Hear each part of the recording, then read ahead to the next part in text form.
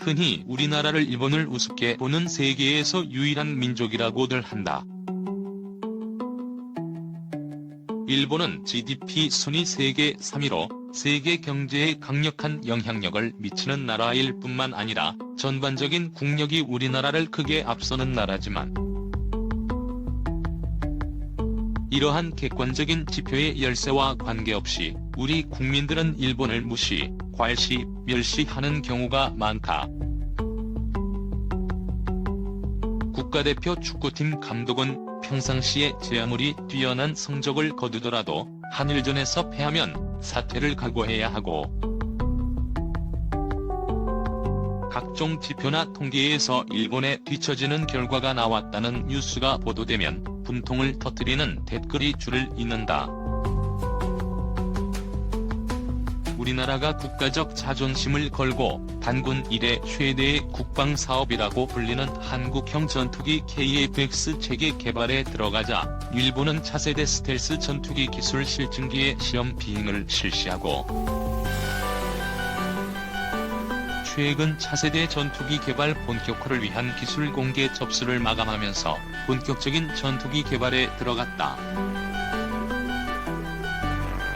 한 KF-X vs 1 F-3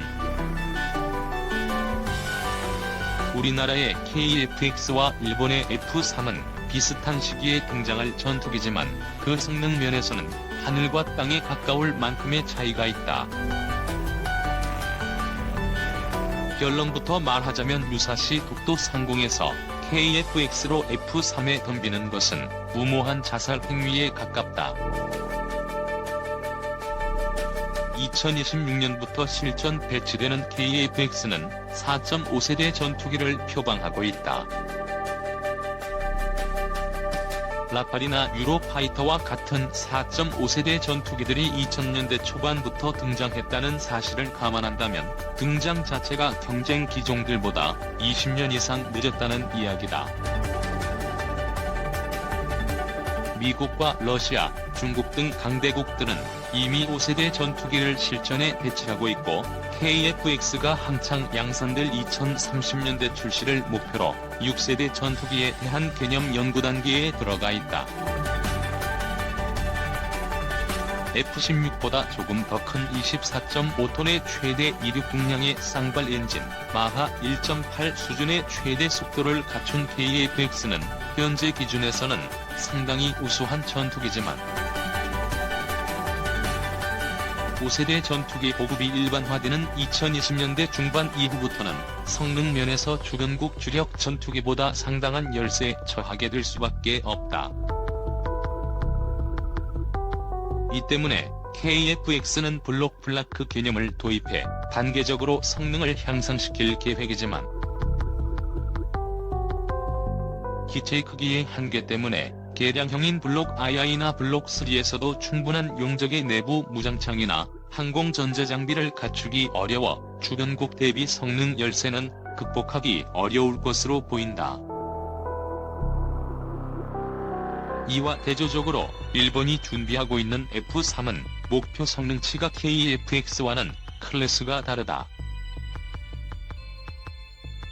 일본은 F-3의 목표 성능을 현존 최강의 전투기라는 미국의 F-22A 랩터와 동등 이상으로 설정하고 있다. F-3에는 스텔스기를 원거리에서 탐지할 수 있는 고성능 ASA 액티브 일렉트로니클리 스캔드 어레이 레이더와 전자전 장비, 적외선 탐색 추적 장비 IRST 등을 통합한 선진 통합 센서는 물론 기체 표면에 붙여 사각지대를 없애주는 레이더인 스마트 스킨 중거리 공대공 미사일 6발 이상을 수납할 수 있는 넓은 내부 무장창과 30톤급 이상의 대형 전투기를 마하 1.5 이상으로 초음속 순항시킬 수 있는 고성능 엔진, 그리고 고기동을 위한 비행제어 시스템이 구현될 예정이다. 일본은 지난 4월과 5월에 시험 비행을 실시한 기술 실증기 X2에서 F-3에 탑재될 통합 센서와 엔진의 선행 개발 제품들의 기술 테스트를 실시했을 정도로 관련 연구를 상당 수준 진척시켰다. 이 때문에 오는 2028년까지 F-22A와 동등 이상의 성능을 가진 세계 최고 수준의 전투기를 개발한다는 일본의 목표는 어렵지 않게 달성될 수 있을 것으로 보인다. 방위성은 F-3 전투기를 F-2 지원 전투기의 후계로 100여 대 이상 전력화한다는 구상을 가지고 있지만 지난해 11월 방위장비청 기술 심포지엄에서 공개된 F-3의 요구 성능 중 공중전 능력과 장거리 작전 능력, 내부 무장 능력 등이 대단히 높게 설정되어 있다는 점을 감안하면 이 전투기는 F-2보다는 F-15의 후계에 가깝다. 즉 장거리 항송 능력과 우수한 공중전 성능을 바탕으로 주변국에 대한 공세적 항공작전에 투입될 가능성이 높다는 것이며 이는 유사시 독도 상공에서 우리 KF-X가 이 전투기를 상대해야 할 가능성이 높아진다는 것을 의미한다. 현재 공개된 재원을 비교하면 KF-X는 레이더와 항공전자장비 성능, 무장 능력과 공중 기동 능력 등 모든 능력에서 F-3의 열세다. 여기에 공중조기경 보통제기와 이지스함 등이 거미줄처럼 연결된 자위대의 네트워크 교전 능력까지 감안한다면 KF-X로 F-3에 대적하는 것은 자살 행위가 될 우려도 있다. 분통이 터질 일이지만 비슷한 시기에 개발된 양국의 전투기들이 이렇게까지 심각한 성능 격차가 발생할 수밖에 없는 것은 지난 수십여 년간 항공산업을 바라보는 양국 정부의 시각차 때문이었다. 파격 투자 일본과 최저가 한국. 장중하고 맑은 종소리로 유명한 국보 제29호 선덕대왕 신종은 본명보다 에밀레 종이라는 별명으로 더 유명하다. 종을 완성시키기 위해 쇳물에 어린 아이를 던져 넣었는데 이 때문에 종소리에서 에밀레 어미 때문에라는 소리가 들린다는 전설 때문이다. 이 종이 완성된 것은 통일신라 선덕왕제의 기간 중이었는데 무엇인가를 만들 때 사람을 희생시켜 물건을 완성시키는 전통? 은에밀레종 이후 1000년이 지난 지금까지 우리나라에서 이어지고 있다. 우리나라 산업계에는 공밀레라는 말이 있다. 과학자나 기술자들을 비하하는 표현인 공들이라는 단어에 에밀레종의 밀레를 합성해 탄생한 단어로 어떤 제품이나 물건을 개발하거나 만들 때 인력을 혹사시키는 연구 개발 풍토를 비꼬는 말이다. 이러한 풍토는 산업계 전반에 만연해 있지만 무기 개발 분야에서는 더욱 두드러지. 한국형 명품 무기는 최저가 낙찰제를 통해 결정된 부족한 연구 개발비를 가지고 지정된 기간 내에 개발을 완료해야 하는 열악한 환경에서 탄생한다. 정해진 기간 내에 납품하지 못하면 하루하루 눈덩이처럼 불어나는 지체보상금을 내야 한다는 압박 속에서 연구원들의 피와 땀, 경우에 따라서는 목숨이 한국형 명품 무기 탄생의 대가로 지불되고 있다. 실제로 T-50 고등훈련기 개발 과정에서 2명, K-9 자주포 개발 과정에서 1명의 연구원이 과로로 순직했다. 문제는 연구 개발 기간 중 과로에 시달리던 연구원들도 막상 무기체계의 개발 프로젝트가 끝나면 갈 곳이 없어진다는 것이다. 국방과학연구소 ADD와 같이 국가에서 운영하는 연구소는 그나마 사정이 조금 나은 편이지만 민간업체들에 근무하는 연구원들은 연구 개발 프로젝트가 끝나면 당장 다음 달 월급을 걱정해야 하는 열악한 환경에서 근무하는 경우가 많다. 뛰어난 능력과 잠재력을 가진 전문 인력들은 생계를 위해 타 업종으로 전환하거나 해외 업체의 러브콜을 받아 우리나라를 떠나기 일쑤다. 이러한 문제는 연구 개발 인력에만 국한된 것이 아니다. 민간 업체들은 항공기나 장갑차 등 군에서 주문한 물량에 대한 납품이 끝나면 후속 물량을 확보하기 어렵기 때문에 막대한 예산을 투자해 설치한 생산 라인을 뜯어내고 이 생산 라인에서 근무했던 근로자들을 정리해고하는 경우가 부지기수다. 가령 항공기 생산업체의 사례를 들어보자. 국산 고등훈련기와 전투기를 생산하는 K업체는 현재 우리 공군과 필리핀, 이라크 등에 인도될 항공기들을 생산하고 있다. 알려진 바에 따르면 현재 수주 물량은 내년 연말까지 모두 인도되기 때문에 추가 수출이 성사되지 않는다면 내년부터 KF-X 양산 개시 시점인 2026년까지 약 9년간 이 업체는 고정익 항공기 생산 라인 유지가 어려워질지도 모른다.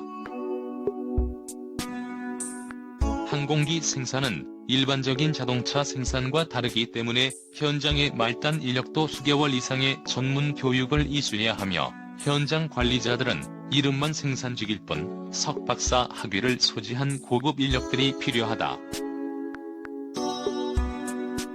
생산 물량이 없어 항공기 생산 라인을 접는다면 항공기의 개발과 관리, 생산 업무에 종사했던 수백여 명 이상이 국내 타 업종 또는 해외 동일 업체로 이직해야만 한다. 항공산업의 맥이 끊어진다는 이야기다. 흔히들 항공산업을 미래 대한민국을 먹여 살릴 신성장 동력으로 언급한다. 대당 수백억 원을 훌쩍 넘는 항공기 한 대를 수출하면 중형차 수천 대를 수출하는 것과 같은 경제적 이익을 기대할 수 있을 정도로 항공산업은 고부가 가치 산업이다. 또 항공산업을 육성해 제반 기술 기반을 닦아놓으면 해외에서 항공기를 구매할 때 바가지 쓸 일도 없다. 휴대폰이나 컴퓨터를 살 때 사고자 하는 물건에 대해 잘 알고 있으면 소위 말하는 호객님이 되지 않는 것과 같은 이치다. 이 때문에 항공산업 육성은 정부 차원에서 반드시 해야 하는 과제이지만 현재 대한민국의 항공산업은 그 맥이 끊길 위기로 내몰리고 있다. 이러한 위기는 13년 전에도 있었다. 2002년 KF-16 120대 면허 생산이 종료되면서 2005년 T-50 양산 개시 이전까지 2년간 생산 라인 가동 중단 위기가 있었던 것이다.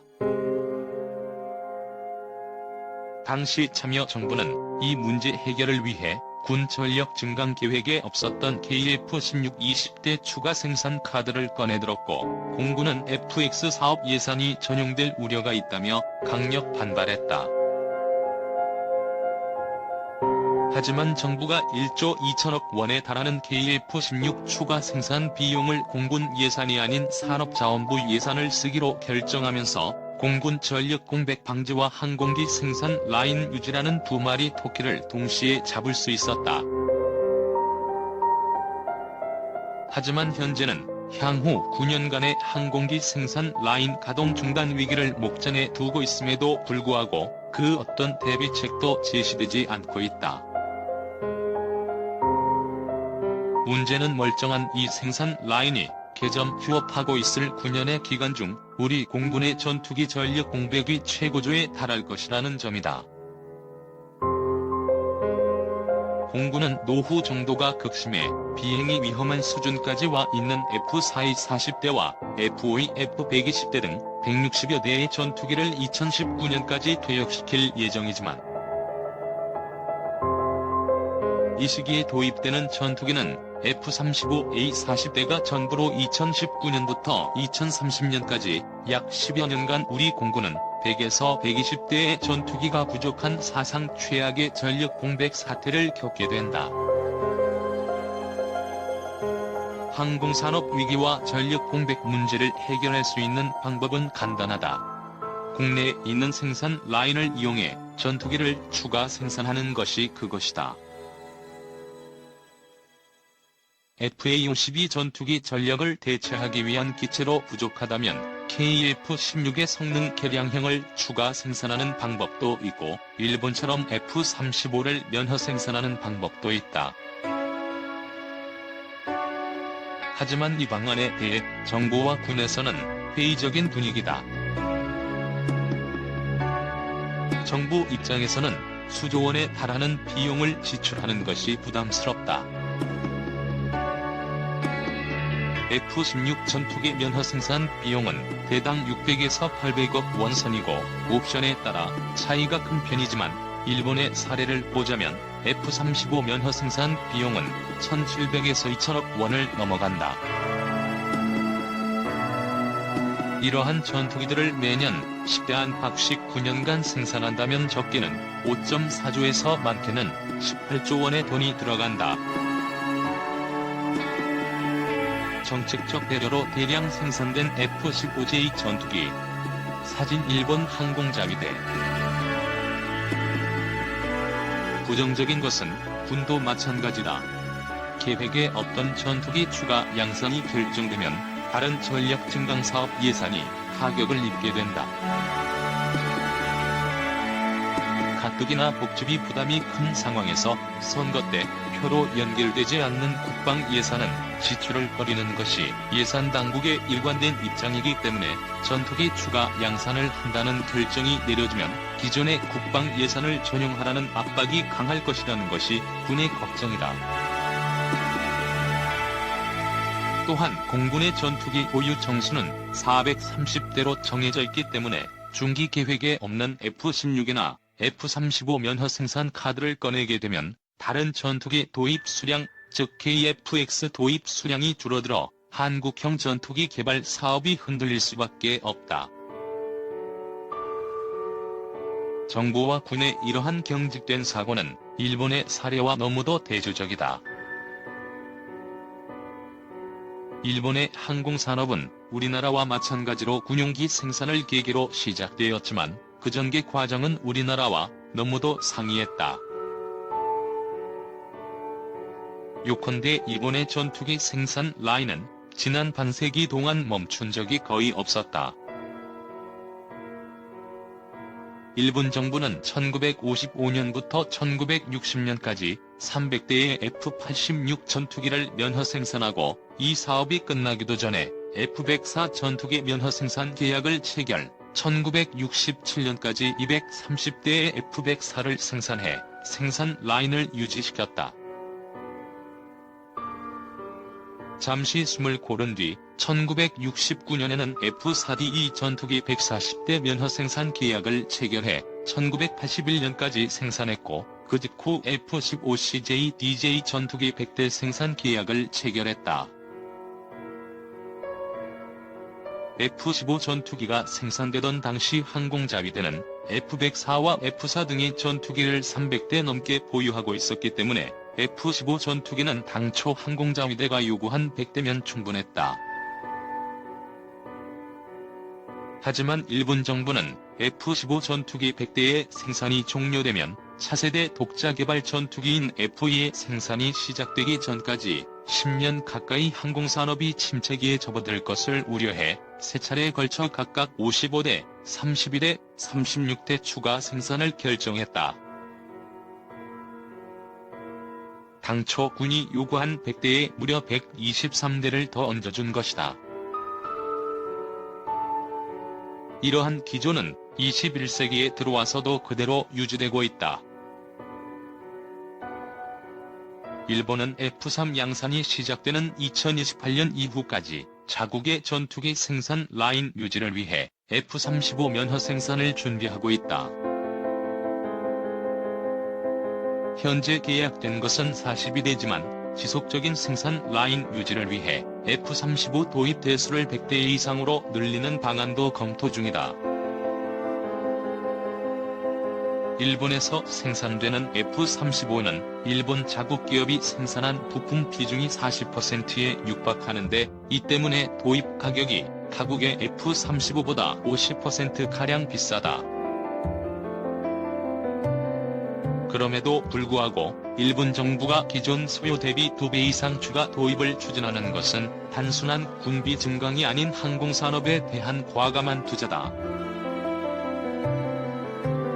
이러한 투자 덕분에 일본은 완성기 생산뿐만 아니라 항공전자, 항공엔진, 소재 기술 등 항공과학 기술 전반에 걸쳐 세계 최고 수준의 기술력을 확보할 수 있었고, F-2 전투기 개발 이후 세계 각국으로부터 공동 개발과 기술 이전 등의 러브콜을 받고 있다. 현재는 이러한 기술력 기반 위에 4,500억 원에 달하는 RD 예산을 투자, X이라는 5세대 스텔스 전투기 기술 실증기를 완성하기도 했다.